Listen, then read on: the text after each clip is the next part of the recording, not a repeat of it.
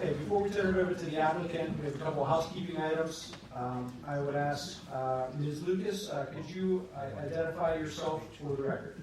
Yes, I am Amanda Lucas. I'm the Assistant Manager and Zoning Officer for Hampton Township. That may take a little get used to. When the lights are the brightest. Or not. Is someone pumping that, or are we having a pile of garbage? Not here.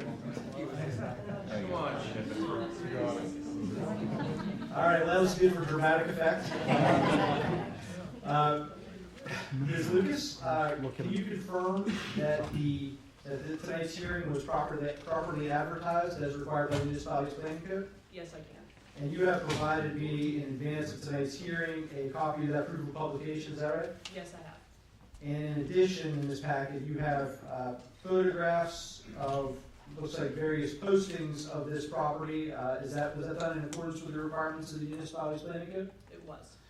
Fantastic. We're going to go ahead and mark the public hearing notices as collectively as Township Exhibit 1. We also posted a number of documents as part of the hearing packet online. Mr. Wotis, if it's not going to screw you up with the way you plan to present, I was going to go ahead and just mark that entire packet as Township Exhibit 2. No objection to that. All right, so we'll go ahead and I think folks probably had the ability to access this. I know it was posted on the Township website. It includes, among other things, the brief introduction, the Planning Commission recommendation, which I will note for the record. The Planning Commission did meet at the November 25th, 2025 Planning Commission meeting. The Planning Commission did recommend denial of the application for tentative approval based on the applicant's not demonstrating compliance with the standards necessary for granting the requested waiver and modifications. In addition, we have engineering letters from Scott Shoup of November 21, October 17, August 22nd of 2025. We have a copy of the provision of the ordinance. We have the Gateway response letter to some of the Shoup comments. The Gateway letter is dated October 31st. And there's another Gateway letter, appears to be revised October 2nd, that also addresses those. We have copies of the application filed by the applicant, Traditions of America. And I think that's going to get us to the end of this packet. We also have a few sheets prepared by Gateway engineers showing the site plan, but it's not a full set of the submission that was made to the township.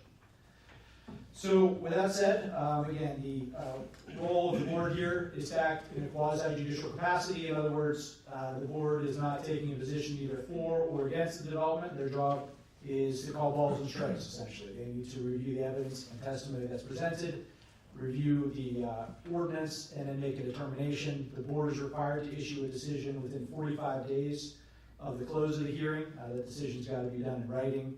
We will give an opportunity for any of the parties to provide proposed findings and a draft decision if you want to submit that to the board for their consideration after the hearing is closed.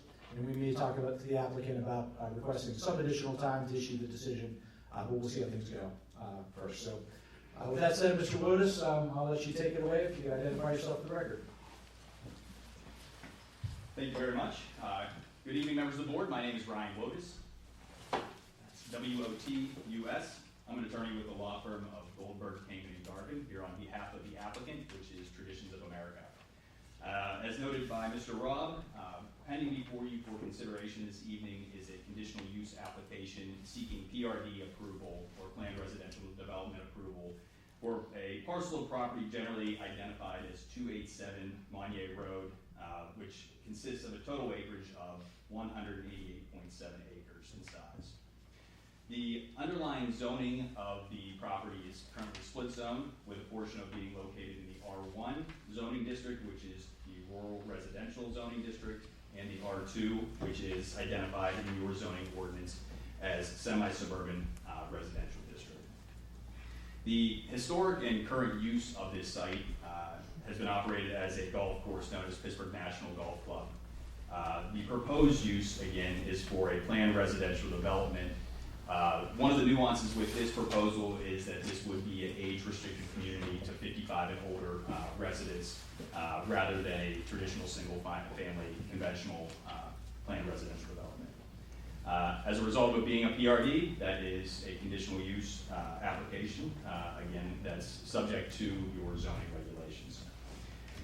We're pleased to present this proposal, which we believe provides for the reasonable reuse and development of the site while being less intense than uses that otherwise would be permitted within that R1 and R2 zoning district, which would include, again, single-family residential uses not subject to the age-restricted community regulations.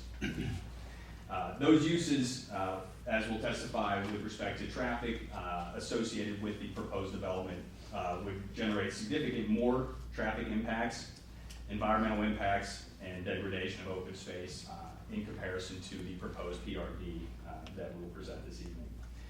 This plan optimizes the use and retention of open green space and limits the overall development and use of the property.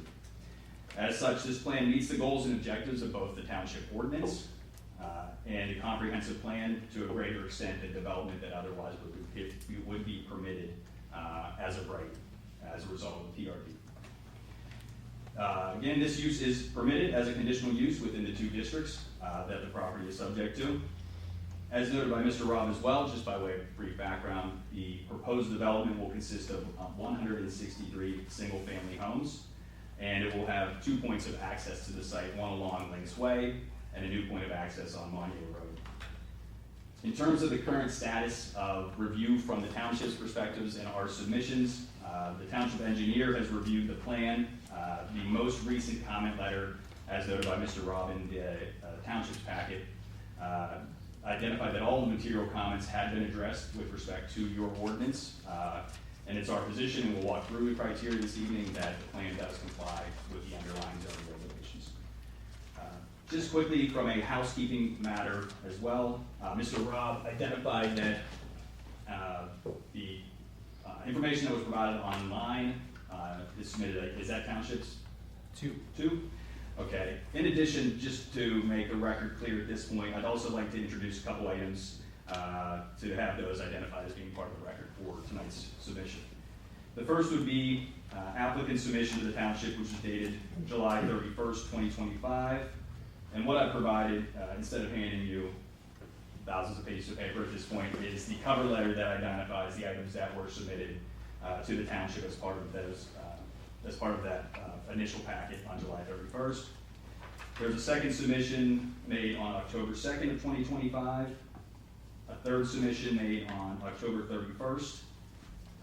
Again, these are the cover letters that identify each of the items that were submitted at that time. Yeah, would you only provide this to you? Sure, thank you. So we'll go ahead and we'll mark the July 31st as applicants 1, October 2nd is applicants 2, October 31st is applicants 3, with the understanding that I believe these are already on file with the township, but you'll be able to provide electronic copies if needed, right? Absolutely. Thank you. In addition to those items, I'd also like to have included in the record is Gateway Engineers prepared a trip comparison and site distance evaluation. That was dated as of September 30th of 2025. Trans Associates, which was the township's traffic engineer, reviewed that submission and prepared a comment letter dated October 6th of 2025. Gateway then, in response to items there, submitted a response letter dated 10/22 of 25. And then Trans Associates also had an additional letter dated as of October 23rd of 2025. And then lastly, the other item that I would like to include is an excerpt from the township's comprehensive plan for the future land use map that was included in the comprehensive plan. Can I just make a note for the record? We'll go ahead and we'll make those Gateway traffic letters applicants exhibit 4, and we'll make the 2 trans letters applicants exhibit 5. Okay, and then land use map, exhibit 6. All right. So this is from the comprehensive plan land use map? That's correct. We'll make that applicants exhibit 6. Thank you. Excellent, thank you. And with that, I'll turn the presentation over to David Biddison. David, if you could introduce yourself for the record.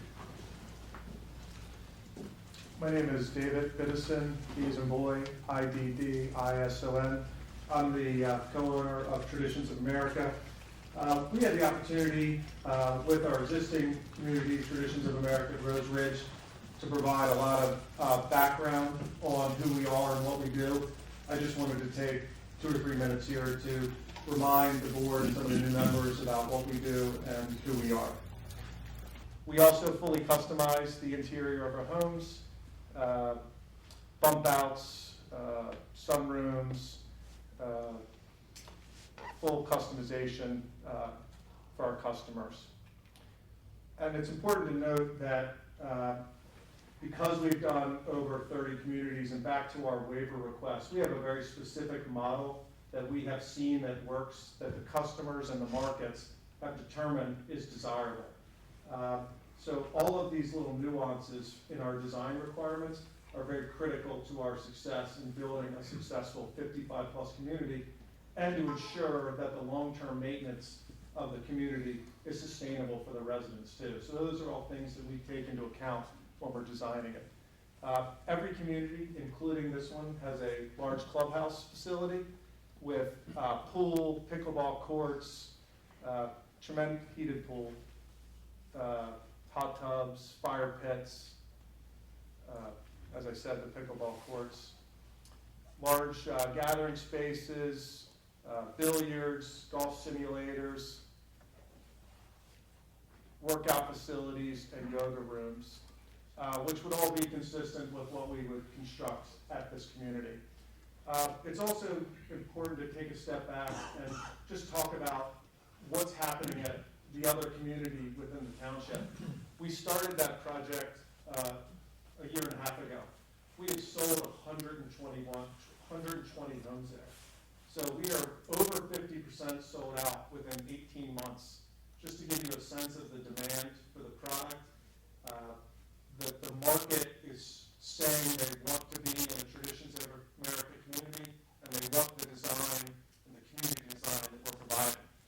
The other important component for the township is our average delivery right now is over $700,000, and that is continuing to go. That's just the first half of the revenue. So we're delivering homes on average over $700,000. And that number is increasing, which is creating a tremendous amount of tax revenue for the township. And the school, which no children are actually going to school, they're just getting a windfall. So with that, I will turn it back over to Mr. Wodas for the legal aspect. Mr. Wodas, do we want to make this slide show part of the record exhibit? Yes, you are already a step ahead of me, Mr. Rob. All right, so we're going to make that applicant's exhibit 7. And I'll submit the electronic copy to you tomorrow. Thank you. I'd next like to call Alberto Arquina, who's the site civil engineer for the project, to walk through existing conditions in the proposed plan. So, Alberto, if you wouldn't mind introducing yourself for the record. My name is Alberto Arquin, J-A-R-Q-U-I-N. I'm a project manager at Gateway Engineers. As Ryan mentioned, the site is located up on Monier Road.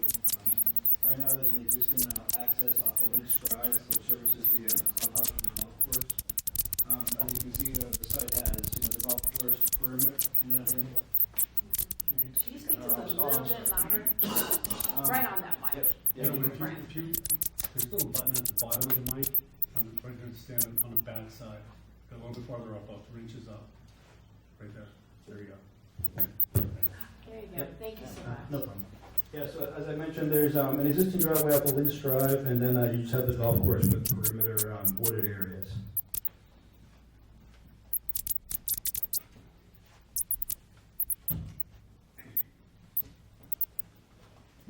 Before I get too far, I want to make sure that for the board, if you can't see the, thank you. That's the existing and the proposed, that we guys can see it a little closer.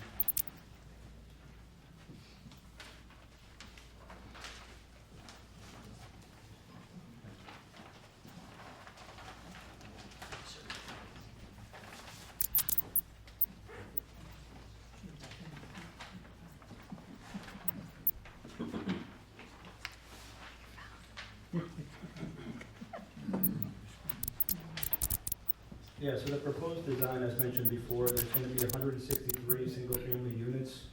The road where we have the clubhouse exists today, that's where the new driveway is going to come in for one of the main roads. The other road will be off of Monier Road. As you can see, the road's coming in off of Monier. You have a clubhouse, and then just the 2 streets coming in, teeing in, and then that's the development. As far as the design of the development, the roadway system that we have complies with the SALDO requirements for horizontal alignments, vertical alignments, cul-de-sac length. There is no modification requested for the road design. I've gone ahead and submitted, as part of our submission, we submitted a stormwater report, which Scott Shoup, there were no outstanding comments on that. One of the things with the plan is, we have 188.7 acres, and we're leaving about 130.6 acres of open space. As you can see from the plan, all the perimeter woods that exist today along the property line at the rear of the property, we're not touching any of those woods. We have different areas, just to kind of point out, if you look from Monier Road to where we start grading, that's 500 feet. So we're set back 500 feet off of Monier Road. Adjacent to the development that's here, the closest grading that we have is 250 feet. So we're not disturbing within 250 feet of the property line along the adjacent property line. Down here to the south, to the west, we have 280 feet at the closest point of disturbance to the property line. The majority of the work is within kind of the golf course area that's already been cleared, the fairways. The rest of the property will remain undisturbed, protected. And like I said, we got the 163 units. As far as the other items, utilities, we've been coordinating with utility providers for utility letters. That's ongoing. And then as far as I mentioned, SALDO, road design, lot design, all those items, we do satisfy with the exception of the modification we're requesting.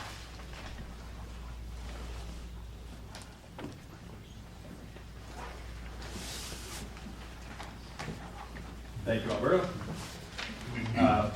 Going back to the applicable regulations in your ordinance, it's section 210, and it's article 20 of your zoning ordinance sets forth the regulations with respect to the planned residential development. In section 210-101, it starts off with the purpose of a PRD, which provides that the item is to promote, or the development is to promote the community facilities of high quality, oriented to a specific site and preservation of natural scenic qualities of open space.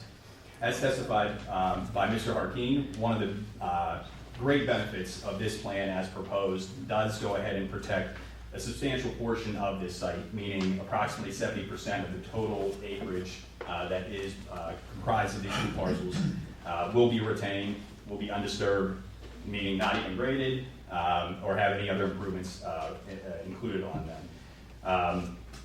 And to go ahead and talk about what I originally brought up in terms of this in comparison to a conventional subdivision under your township ordinances, which as part of the PRD, we were required to create what would be a conventional subdivision to determine how many lots could otherwise be situated as part of that development.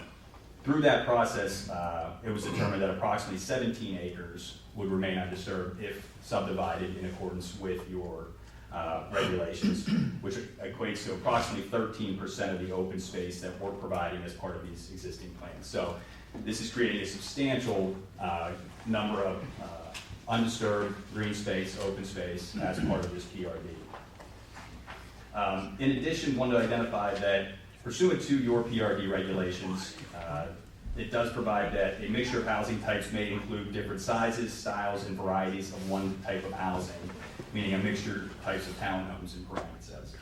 As Mr. Vincent had talked through, there are a multitude of homes here that will be provided that vary in different size, square footage, elevations, and layout, which does comply with the underlying regulations for your PRD in terms of those multitude and variety of homes. The ownership requirements under your ordinance require that a minimum land area of 30 contiguous acres in the R1 zoning district or 20 contiguous acres in the R2 be provided as part of the PRD application.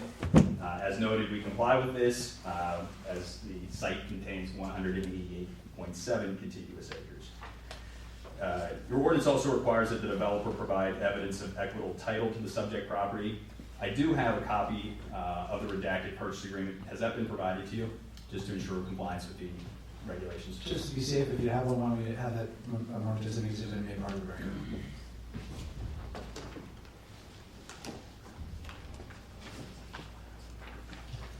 Thank you. I believe we're on applicant's exhibit 8.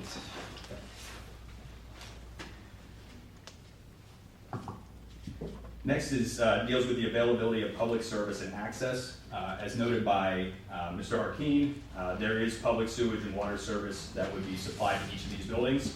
That was confirmed in the narrative to our PRD application. In addition, the applicant has been in coordination with Deer Creek Drainage Basin Authority and Oakmont Water Authority, who have identified that there's sufficient capacity to service the 163 units proposed. As Mr. Arkeen also stated, we did submit a stormwater drainage, preliminary stormwater drainage plan. That was submitted as part of the July 31st, 2025 application. And again, that was reviewed by your township engineer and accepted for compliance. With respect to traffic circulation and capacity for this site, although the township ordinance did not regulate a specific traffic impact study to be completed as part of the application, we did go ahead and agree to the completion of a trip comparison and site distance evaluation for this project. That report was submitted by Gateway Engineers. It was one of the items that I had identified as part of the housekeeping for the record. And that was then reviewed by West Deer Township's outside consultant, which was Trans Associates. And that review and analysis that was completed on behalf of the applicant was based upon the scope that was laid out by, again, your engineers as to what they wanted us to evaluate. In terms of, just in summary of the findings that were included in the exhibits that were already entered into the record, the findings of Gateway were based upon utilization of the Institute of Transportation Engineers, or ITE, Trip Generation Manual 12th edition, and Land Use Codes Golf Course and Senior Adult Housing Single Family. And the report confirmed that the anticipated trip generation from this proposed use would generate only 26 additional trips during the AM peak hour and 14 trips during the PM peak hour. As a result of the introduction of the second entrance point, it should be anticipated. Please keep quiet. Can you repeat that? Did you get the end? Okay. As a result? As a result of the introduction of the second entrance point on Monier, it should be anticipated that the trip demand that currently exists along Links Way would actually be reduced due to the traffic having a secondary access point from the site. As I know, we also evaluated, or Gateway evaluated, the site distance to Monier Road, which that being the new access point as requested by Trans Associates. And that was evaluated in accordance with PennDOT regulations and the American Association of State Highway and Transportation Officials regulations. As part of that, it was determined that site distance from the new access point is adequate for all movements utilizing the actual recorded speeds of traffic on Monier Road in lieu of utilizing just posted speed limits. So there actually was a study conducted to evaluate how quickly traffic was flowing along Monier Road, approaching that site, and it was determined again that site distance was appropriate for all movements. As evaluated by Trans Associates, they concluded that the project would result, quote, in marginal increases in traffic volumes and negligible impacts to traffic operations in the area. They also determined that the increase in trips related to the change in use would be, quote, minimal. And Trans Associates concurred with the site distance calculations, and site distance is sufficient based upon their evaluation of the information. I'd like to call Kyle Brown, who was the traffic engineer from Gateway, who facilitated the review. So Kyle, if you wouldn't mind just coming up and introducing yourself. My name is Kyle Brown, BRWN, project manager with Gateway, as he alluded to, did the traffic study for this site. And Kyle, can you identify, are you a registered professional engineer in the Commonwealth of Pennsylvania? Yes, I am. Are you a registered professional engineer in any other states? Yes, several other, Maryland, North Carolina, Ohio, and others. And can you just confirm that you were the individual that prepared the trip generation and site distance evaluation on behalf of Traditions of America? Yes, I was. And Can you identify for the record, were you present during my discussion and overview the findings of your findings and Transit Associates' findings? Yes, I was. And would you agree that my overview accurately represents your findings and their findings? Yes, I do. So as a result of the completion of your report and study of this project, in your professional opinion, would it be fair to state that this project would not result in the degradation of nearby intersections or roadways? Correct. Is it also your opinion the proposed traffic generated by this use would not generate any adverse impacts on the public roadways that would be greater than normally generated by this type of use? Correct. Is it also your opinion that the proposed age-restricted community would generate substantially less trip generation than a conventional single-family development? Yes. And based upon the ITE standards that I talked about, would the conventional single-family development generate an additional 59 AM peak trips and 86 PM peak trips over the proposed use? That's correct.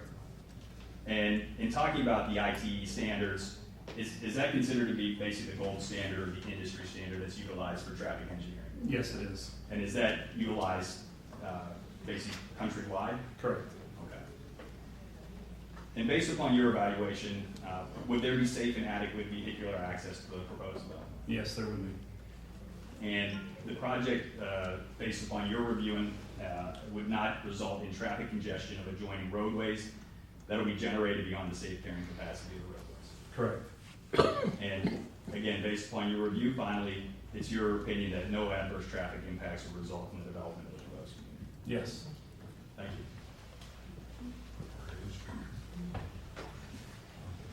Moving on to the next provision of your ordinance, one of the items I wanted to identify and did talk about is that based upon the evaluation of a conventional subdivision of this site, it was determined that the proposed density with 163 units does comply with your density requirements under your ordinance.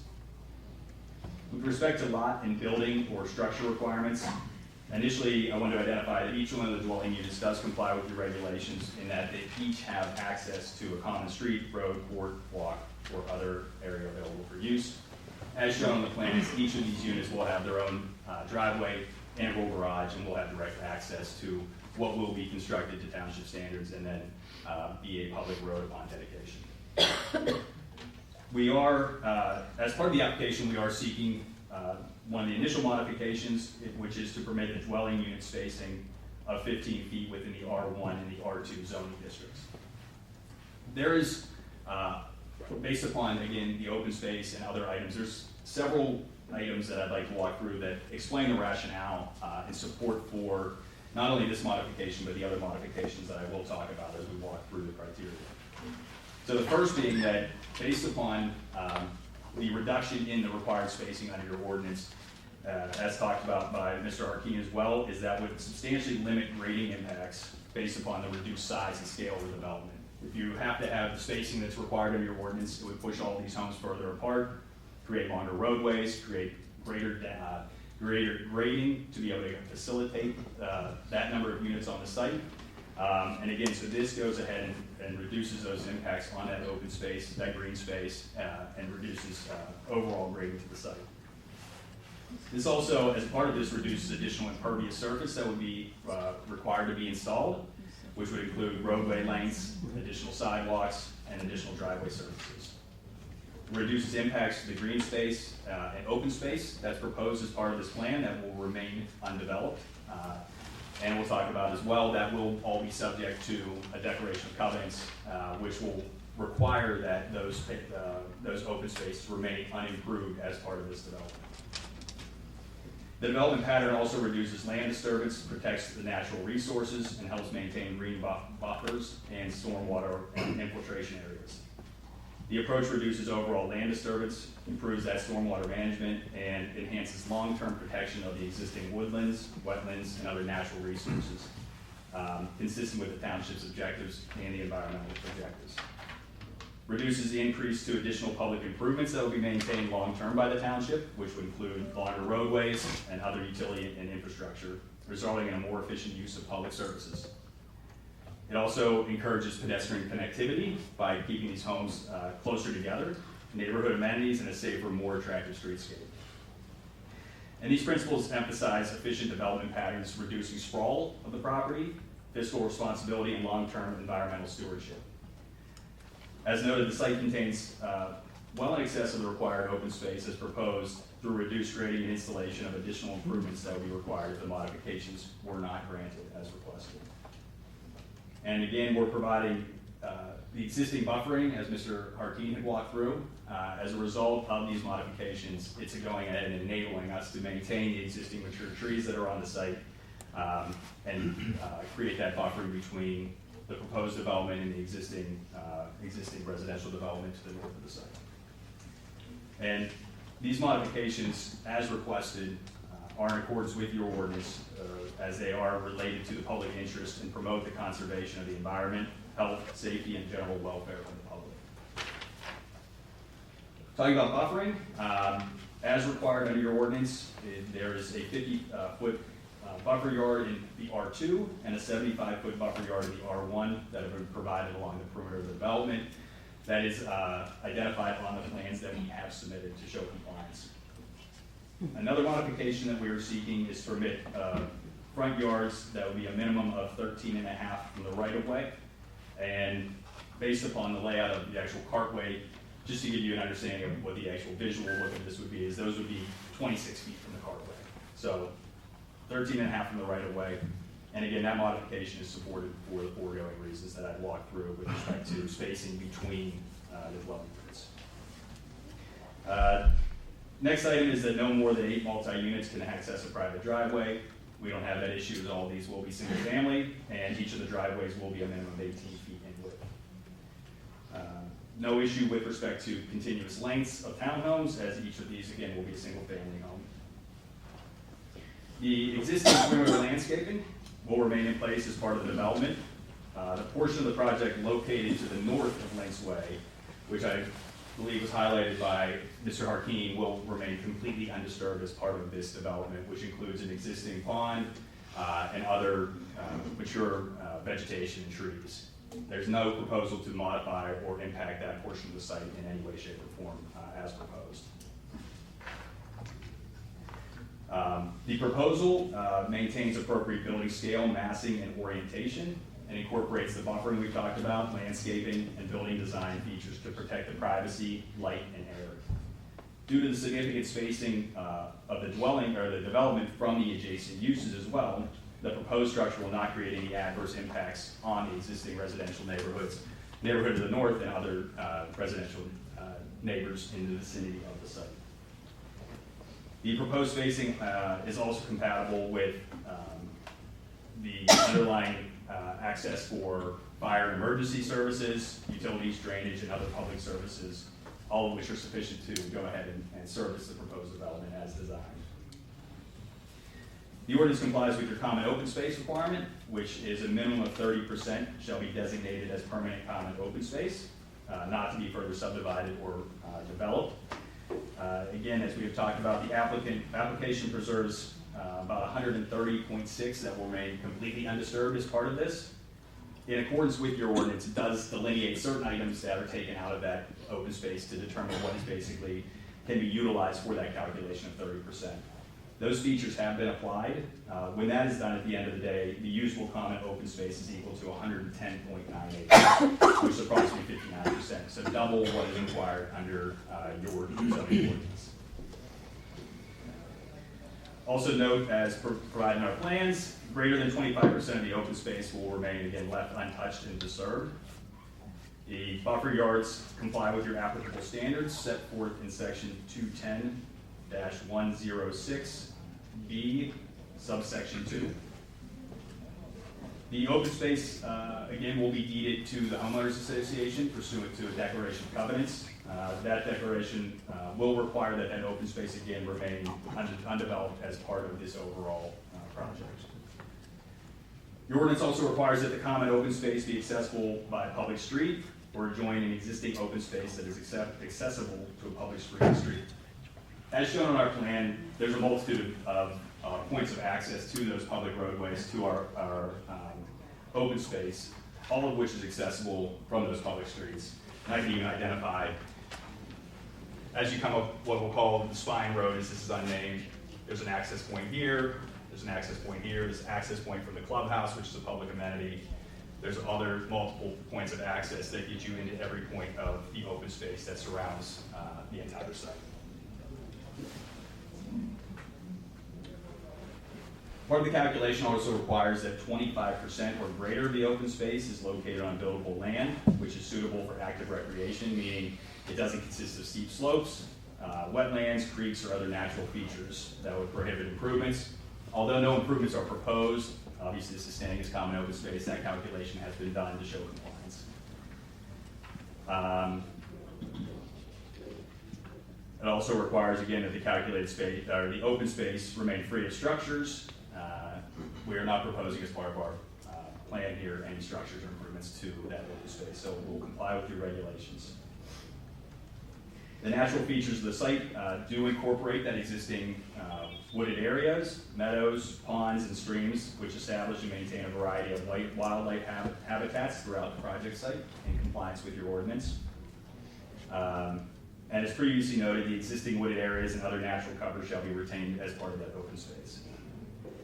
The development, as I identified a couple of different areas that there is direct access to those open spaces, does provide for access points that are greater than 15 feet in width to permit residents to access that open space and utilize it. And they're sufficient to permit both pedestrian and non-motorized vehicle access in accordance with your ordinance.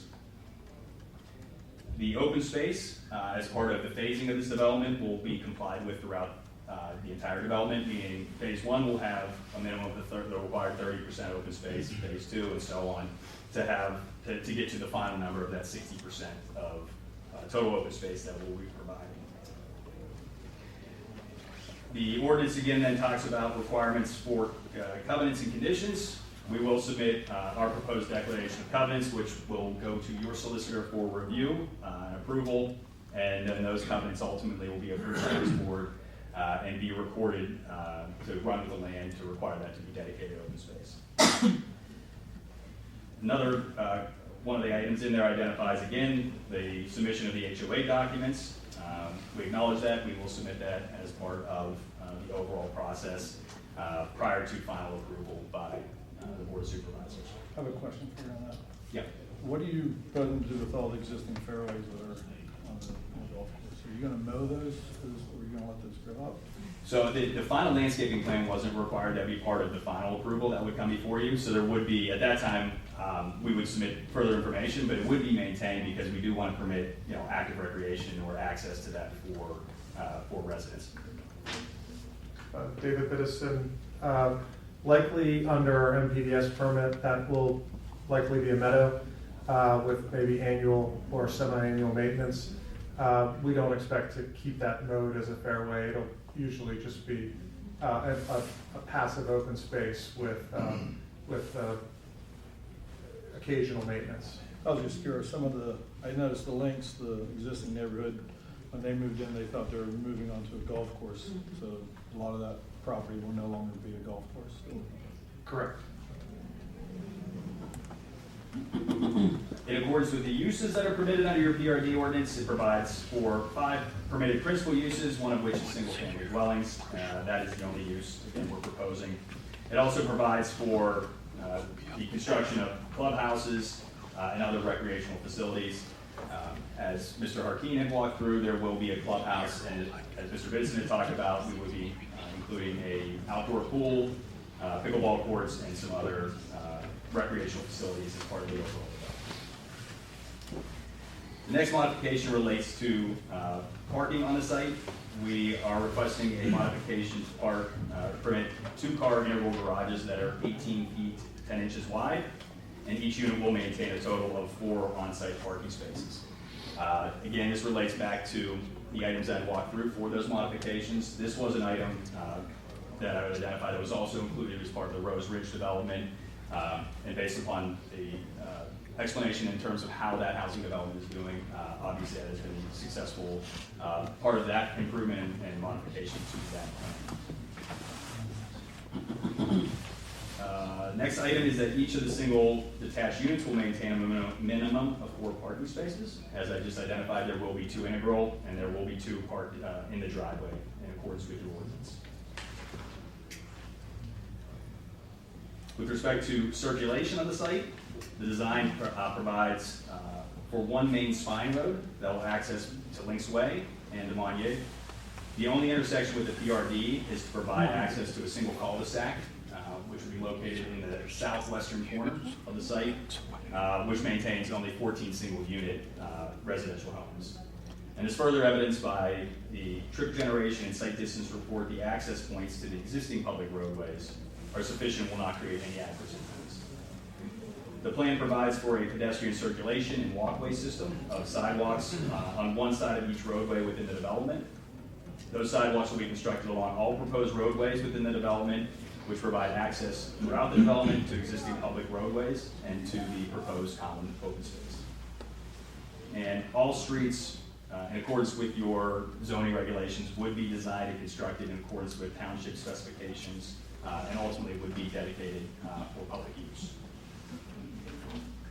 That's the condition or the PRD criteria. I also wanted to submit to you as I introduced to the record, was a section from your comprehensive plan, which identified the township's future uses, future use land map, and identified that this parcel would be, or is intended to be constructed for residential purposes. So this PRD does match what you were seeking as part of your comprehensive plan for the future development of this. The last few items is that the PRD, as we walk through and as submitted, and as identified by Township's comment letters, identifies that the project does comply with your requirements, conditions, and regulations set forth within your zoning regulations. With respect to the modifications that are requested, the modifications are in the public interest, and they promote the conservation of the environment, health, safety, and general welfare of the public mainly by maintaining that public open space, and in addition to the limitations on additional infrastructure, stormwater, grading, and other improvements that would be required. The proposals for the maintenance and conservation of the common area will be set forth, again, as part of the final approval to go ahead and identify that that will be subject to the HOA, which will maintain that in perpetuity. And the physical design of the proposed PRD provides adequate spacing and for service for public services, traffic facilities, light, air, recreation, and visual enjoyment. The total environment, including lot design, street configuration, and preservation of natural amenities, is consistent with the neighborhood in which it's located by providing, again, 130 acres of total open space. It again will provide adequate protection for natural water courses, trees, and other features. We walk through a multitude of the items that will be, again, untouched as part of this. And then lastly is that for a PRD that would be proposed development over a period of years, in terms of conditions would be sufficient to go ahead and protect that public interest. And again, that would be protected ultimately by a developer's agreement with this township to regulate when, how, and where that development can take place. So with that, if happy to address any questions or comments that the board may have. Does the board have any questions for the applicant or any of the applicant's witnesses? I can go through a couple of my comments or concerns. All right, everybody hear me now? Bring that a little closer, Mr. Kane. Okay, just a couple questions. The one modification for sidewalks on one side of the road with no planting strips. What is the benefit to the township to not have a planting strip between the road and the sidewalk? Yeah, I'm happy to add. Would you like to address that one?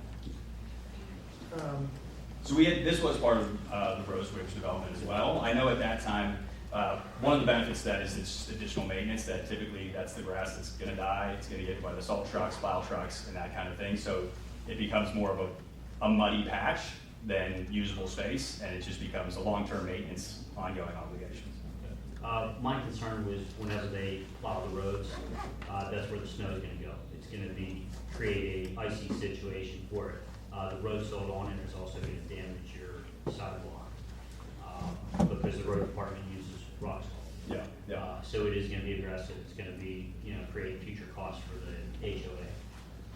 So that would be, but mostly safety, since that is the only pedestrian path. You're not proposing an additional one on the other side, having it right by the road. It's going to create an icy condition for residents getting to and from different units, and then they're going to have to go out onto the road, to walk, because that's going to be the clear spot. Well, there will be, as part of the HOA, that will be professionally maintained, so we won't have residents out there having to shovel their walks and do all that, so there will be a company that will come in and service that to ensure clearance of those sidewalks. Understood. The professional maintenance doesn't always get on there as soon as possible, because they're usually clearing, roadways, driveways, stuff like that. The sidewalks is a little bit lower on their list, but with an aging population that's going to be residents there, I think it's a concern. We can add the planting strip. It'll just impact the testimony related to the disturbance we had tonight. It'll just push everything out a little farther. So if that waiver's not granted, that's not critical. We can have the planting strip with the sidewalk, and it's just gonna impact the open space calculations and push the disturbance out a little further. So that'd be fine, and if that's a concern for the board, we understand. Well, I think Bill's concern is for the residents later on, the maintenance, replacing all that sidewalk, just rocks all over it up. That does raise another question that I'd like to ask too. If you're only gonna maintain the existing green space, even semi-annual, do you think the HOA fees will substantiate enough money that's a pretty big green area? Whether you maintenance that semi-annual or annual, there's a lot of space there. Yeah, we've had several developments in Pennsylvania that have similar situations. We developed a golf course in the Lehigh Valley that was similar, and it's actually mowing with a big tractor is actually one of the cheapest things we can do. Do you think the HOA fees will be raised considerably after they start to take care of this property from what it would be in the beginning when you first? We create a Set the budget. fee? Yeah, we create a budget when we originally set and we incorporate all the costs, and then we operate under that cost structure while we're controlling the development. So we do our best to create the best budget possible, and we've had a lot of success doing that over the last 30 years. One of the other questions or concerns is the front yards. With that 13.5-foot front yard asking, then your required driveway space, you're actually onto the right of way with that for a standard vehicle. All of them are usually over 13.5 feet. As far as the. I'm sorry, who's talking? Oh, sorry. Say your name again, I'm sorry. Alberto Harkin from Gateway Engineers. I don't have the exact cross-section of your roadway, but if you have if you have a 10-foot lane and your curb, and then you have your sidewalk, 4 feet, so let's say right there you got an 18-inch curb and a 10.5-foot lane, that's 12 feet plus 4, that's 16 feet, okay? So the driveway starts at the 16 feet, so the driveway does start within the right-of-way, because you have a 50-foot right-of-way. So part of the driveway is in the right-of-way, and part of it is outside of the driveway. Is that the question? That was not the question. The statement was that the car that is parked in the actual driveway is actually going to be simultaneously parked in the driveway and on the right of way. Correct, that is correct, because we do have, like I said, the roadway, your typical section is 22 feet wide, let's say. Then you have a 4-foot sidewalk on one side, but you have a 25-foot, on that section is 25 feet. So the building is set back 13, but the driveway is partly in the right of way. You concerned about visibility? I'm concerned about visibility. There's other portions of it that actually state in the ordinance that you have to have you have to have 2 parking spaces in your driveway, but it's actually not in your driveway because it's on the right of way. So, to be clear, just make sure, and I think you understand this, but I just want to make sure that the actual driveway itself has 2 full parking spaces. The part of that driveway is in the right of way. Tandem or side by side? Side by side. So there are 2 full spaces that don't impact the sidewalk and do not impact the roadway that can fit in that driveway. They're just in the fictitious right-of-way that is a legal line that cuts through the part of the driveway. And is consistent with the modifications that were granted at Traditions of America at Rose Ridge, where you can see that 2 cars fit in the driveway. I understand that the cars can physically fit there, but I'm saying that a portion of the vehicle is on the public right-of-way, okay? With that being said, the utilities, you have access in that public driveway. So if you do have a vehicle there, you're gonna have to, and there's some type of utility work, you're gonna have to contact, or you're gonna have to tow that vehicle out to access. With the short front yard, I'm also concerned about fire trucks. If a fire truck would need to, I'm not sure how long a fire truck is. Mr. Wiggin, I'm sure you know. Length of the vehicle? Yeah, the length of the fire truck. 30 to 40 feet. 30 to 40 feet. So if a fire truck was to gain access to put a fire out, they would be partially on the roadway and obstructed. Because you're saying that from the face of the building to the curb is only 26 feet. 26 or 28, I can't remember. So that would be a concern as well. So you're anticipating that a fire truck would pull into the driveway rather than service it from the roadway? It all depends on the circumstance. But to open up traffic, if they are doing something and they're there for calls, it's not a burning building, they do bring a fire truck for whatever reason, they're gonna block the actual street. So we typically try to avoid parking on the driveway, a private driveway, and try to stay on the road where we can during emergencies. I don't know if that's, a concern for us.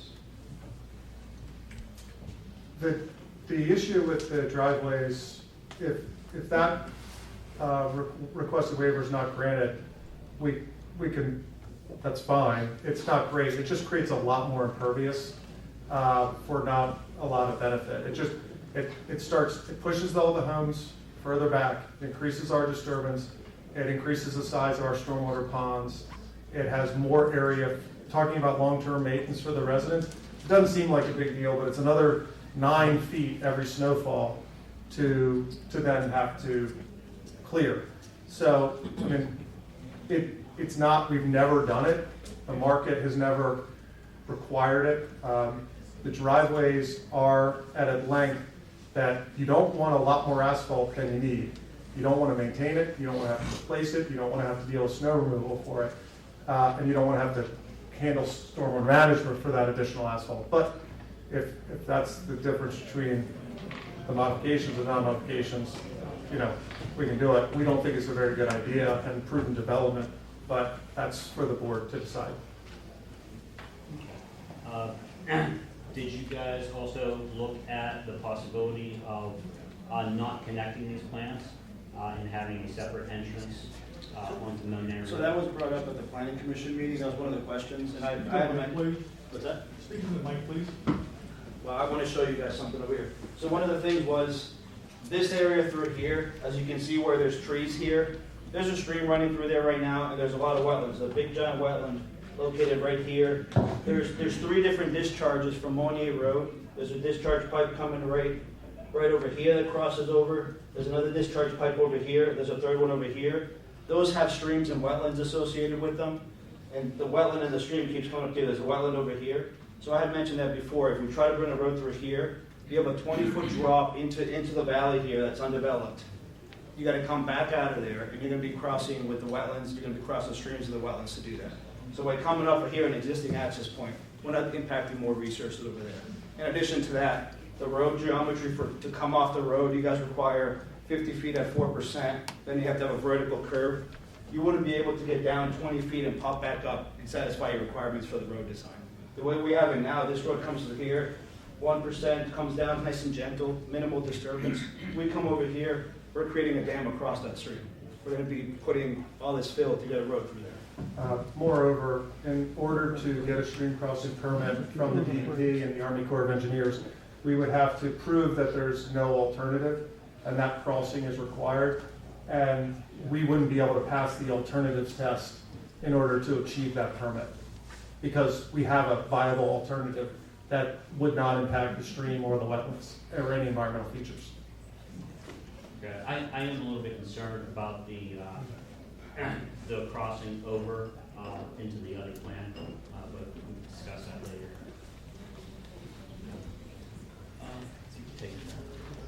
As far as your traffic study, do we have a copy of the traffic study from our engineer? Yes, we do. Is it in here? I do have extra copies if you'd like it. Yeah, I have not seen that, and my question as far as the traffic study goes is, the intersections that would be impacted, did you just do your attempts to Monier Road and or where Monier Road is Bakerstown and Fairford? So, Can you state your name again? Kyle Brown with Gateway. We did not, what we did from the traffic study standpoint was to evaluate the trip comparison of the existing golf course to the proposed development and evaluate the site distance of the proposed access off of Monier. There were no analyses of intersections due to the low trip anticipated between the two developments, the existing golf course and proposed development being so low that there was no anticipated impact. So what we evaluated was what the township's engineer requested us to look at. I'm going to add on to that. The ordinance does not require a traffic study. At the planning commission, they requested traffic investigation. We agreed to that, requested what the scope should be from the township's traffic engineer, and we did the exact scope that he requested and then submitted all that data to him, and he reviewed it and acknowledged it. So we were not legally required to it. We were requested to do it, and we did everything that the township traffic engineer asked us to do. It seems like you said there was only gonna be 26 extra trips out of the 160 homes. That was a specific timeline. Right. The actual day was a few hundred more, I believe. I don't. Yes, because what you typically look at, you explain, I guess, why we do AM peak hours, PM peak hours, and then we can talk. But Yeah, aggregated, it was much more than 26. Yeah, it'd be over the duration of the day. Yes. It was, I mean, in a 55 plus community, you're still gonna have a lot of people still working at that point. So your average daily traffic, just to your point, the total delta is 336. What we do with traffic studies, we look at when the adjacent street traffic is at its highest, which is in the morning peak hour rush and in the evening peak hour rush. So the 7 to 9 and the 4 to 6 time period. And so that 26 and that 14, that's looking at the delta between what the existing golf course generates based upon, again, the standard of IT. 26 extra above and beyond what the golf course. Yes, correct. So what's Maybe existing with the golf course now, plus additional for what this development would be. So that 26 and 14 were for the AM peak period and the PM peak period, above and beyond the golf course. but like you said, the aggregated amount in a day was over 300 more trips. Over the course of 24 hours, yes. Okay, I just wanted to make sure people understood that. It's 26, I heard the laughter. You know what I mean? I understand the traffic study wasn't required, but did the traffic study make any recommendations as far as the condition of Monier Road? We did not evaluate the conditions of Monier Road beyond the availability of site distance where we were proposing access. My last point, and it's kind of an issue with the picture that you present as far as existing conditions. And I'm not sure if you're aware of this, but that spot at the very bottom that is an open field, or what looks to be an open field, that's actually a gas well. And Yes, we are aware of that. You are aware of that? Yes, we did know that as part of our diligence prior to even coming before the planning commission. So your date on the existing conditions is November of 2025, but that gas well was completed in the spring of 2025. That's the data mine plan. We have, that's a Google image that we get as part of our design work. That's not the data that image. That's the data mine plan. Do you have any measurements as to how far that gas well would be from the proposed residences? We looked at it and from the edge of the well pad, pretty much the edge of the clearing is the edge of the well pad. So the closest house is about 700 feet.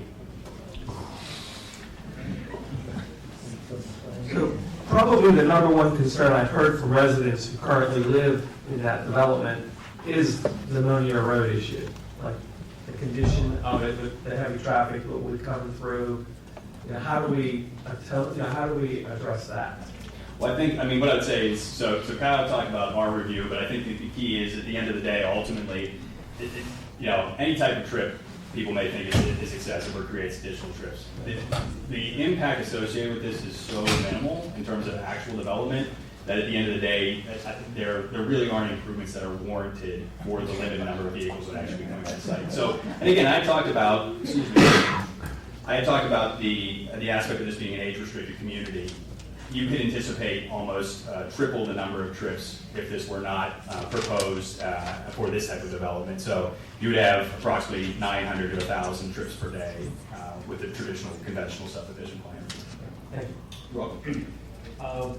Do you have any plans on, since you are planning to connect these two developments, on segregating them to make sure that you're not impacting the residents that are already living in the Links development? You know, as far as whenever they're coming out of this intersection, some of these houses might be getting hit with some headlights. You might have some people that are coming over. Is there any type of substantial screening or any kind of division? Well, the most important division is by clustering the homes, we've been able to expand the buffer and maintain the mature trees in between that development and our development. If the waivers aren't granted and we're back to the drawing board, the buffer shrinks and the mature trees become eliminated. And that is why we have requested the waivers. We've requested to create buffers between these two residential uses to be respectful of their community and their viewshed, so we're not right up against them. And that's why we've requested the waivers we're requesting. And I guess further to answer your question though, is that if the final landscape plan would come as part of the final approval, we'd be happy to address that or work with the township to the extent that there's things that you think would mitigate by placement of hedges or something on that area. I mean, you guys are falling in the parameters of everything in the zoning ordinance, but everybody will lose here. We know Monier Road. I mean, there's some site issues pulling out of the Links now to the left, and Monier Road's almost a goat path at this point. So I mean, everybody's just concerned. I know I would be concerned as well, just with the increase of traffic. That road. I mean, there's situations with the how far you can see pulling out from the left, one to the left, and the wide Links way. I was just wondering why you decided to go ahead and tie onto there instead of creating another road. Excuse me, in addition to what Alberto had walked through in terms of basically the inability to come, I'll just walk over this, to create a connection in here, is you also create an issue in terms of then creating two driveways that are within a certain distance, so you then actually create greater potentials for impact rather than facilitating all the traffic to one site, so you don't have someone coming out of Links and someone making a left out of. I understand the logic. I know that there's an issue with the site on the Links way. Yeah, I know that Kyle, correct me if I'm wrong, that has greater site distance in terms of when that was looked at just briefly. I think that's why they asked us to look the other direction. Is that right? For the site distance at our proposed access? Correct.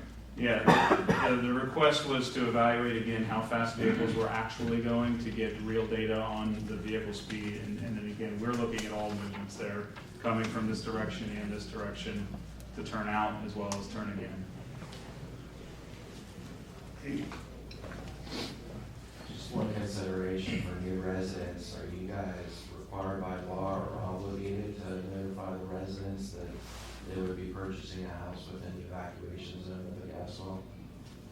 I don't believe that we are, but to the extent that we would, that would be all part of the declaration of covenants, because that's all required for public offering statement and everything. So it provides provide sufficient information for any purchaser. The Pennsylvania Planned Community Act requires us in our declaration to, in our public offer statement, to identify all of the surrounding uses. So we do that. We identify the surrounding uses. I do have a concern with the building separation as well. It's a pretty large reduction. I mean, for the R1, you're looking at 70% reduction, and the R2, 50% reduction. I'd just be concerned about access in between them if something did happen with those homes being so close to each other, only 15 feet apart. So that would be, I mean, that would be the minimal that would be provided throughout the plan. There would be greater spacing in elsewhere. But again, David, you talk, like, that's how they typically design the plans, and there are no issues. I mean, all across the Commonwealth, there are homes that are 5 feet apart. We have been building at 15 feet apart in every single community, over 5,000 homes that are 15 feet apart, and we've never had an emergency service issue, nor have we ever had any emergency service personnel bring it up as an issue. The reason why is, again, it's an equation on the long-term maintenance of the community, of ensuring that we don't create excessive weekly maintenance for those residents by creating excessive green space. It also, again, we can fit 164 homes here without any waivers, but it is not the best development. It's not the best development for the neighbors. It has much bigger impacts on the neighbors. It reduces all of the buffers. These waivers make this a better development for the residents who will move in there, for the long-term maintenance, and for all the neighbors, because it's not going to impact them as much. It's not going to be right up against their property. But if the waivers, we have gone through the process, we can get 164 homes here without any of the waivers. It's not as desirable of a development for the community, the township, or the residents who would move in there. Have you ever had a fire in one of yours? We have. Has it spread to the? No, we've never had it.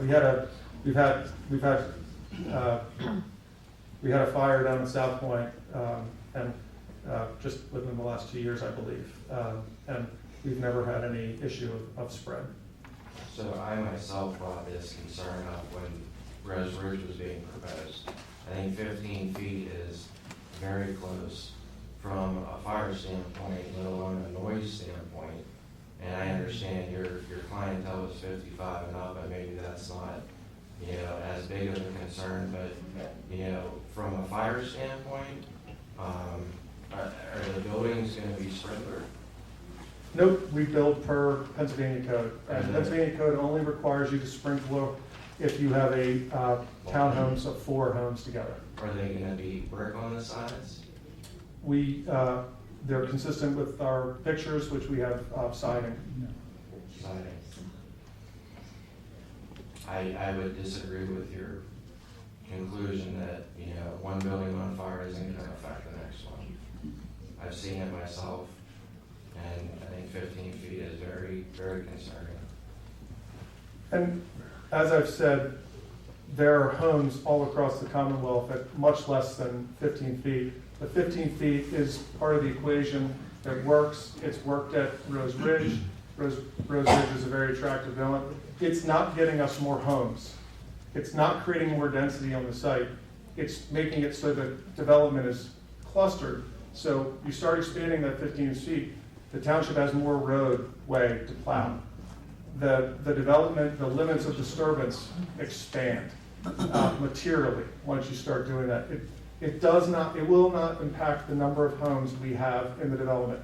All it impacts is more impervious, more long-term maintenance, more weekly maintenance for both the township and the residents. And the market, and I think it's important to say, the market, I don't know this for certain, but I would venture to guess that is the #1 selling development in Pittsburgh. The Tradition of America at Rose Ridge community is the #1 selling community in Pittsburgh right now. In West Deer Township is the #1 selling community. The market is saying that this is the appropriate design criteria, and it's really important for the long-term maintenance of the HOA costs. I understand your concern with the market and your clientele and stuff like that. Our concern is to make sure that it's safe. I think the shortage of houses right now will affect that as well. But that also, it saves the developer a lot of money too, if you can put this many homes in a smaller area as well. There's no question there's benefits to clustering for environmentally and cost, actual cost and long-term maintenance costs. Any other questions from the board? Just one more. And this is a pretty simple one. There's an existing single-family house there, and I see that there's a driveway that basically goes through everything. Who's going to maintain that driveway? What if something comes down? Because that's considered in your open space. Is the person that owns that house being able to cut a tree down that's encroaching on his driveway, or how's that going to work? And you don't have to decide now, but it's something that's going to be talked about at the final. Yeah, so what I would say is there is a private easement access through that, so that's how they currently are able to access over the site. That would be maintained as part of this. And is that maintained by the property owner? Is the front portion maintained by the homeowners association, by you guys? Because if you have a beautiful road and then something happens and this starts to the road starts to deteriorate his driveway, it's going to pull down, and then we're going to have complaints like, what's going on? Why is that not maintained? We paid all this money. You're going to have residents that are concerned to this HOA. Yeah, so that's what I would say is that's subject to private agreements or private land use restrictions, not necessarily part of municipal approval, but that could be evaluated in terms of ongoing. Yeah, just a concern. Yep.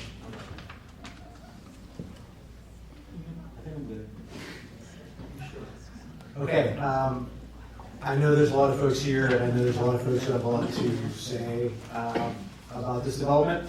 In consultation with our board chair, we are going to stop tonight's hearing at this point and continue it to another date and time to make sure that we're able to hear from everyone, and we're not kind of rushing through so we can get to the regular portion of the meeting. So on behalf of the board, my apologies. I know you've all sat through this, and again, I know you have some strong feelings about this. Let me ask the board, do you want to just continue this hearing to the same location and then just do it 6 p.m. before the February meeting? Yeah. Agreed. Okay, so we're going to go ahead and we'll be back here discussing the same hearing, or the same matter, I'm sorry.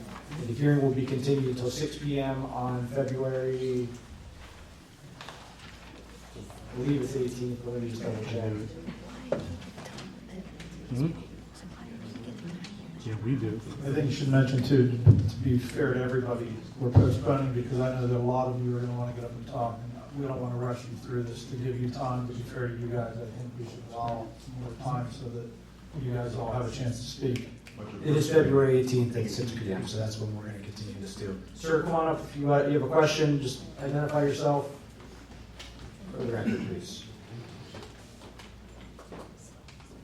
My name is Paul Mitch, M-I-T-S-C-H, I live on Nicholas Way. Are you proposing to do an hour before the next meeting? That's correct. Not enough time. Guaranteed there's not enough time. Well, I think this board will be prepared to go longer than an hour, as long as it'll take, sir. Because we started 15 minutes late, and then the applicant took 50 minutes. And I don't think that an hour before the next meeting is going to be enough time. We're going to be in the exact same boat, trying to rush through. If you only give us 3 minutes, which I think is wrong, you're doing a disservice to the residents. Thank you. Thank you, sir. All right, so we are concluded and continue till February 18th at 6 p.m. Same location. Thank you.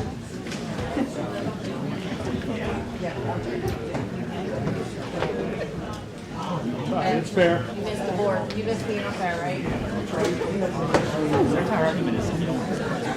I just like this.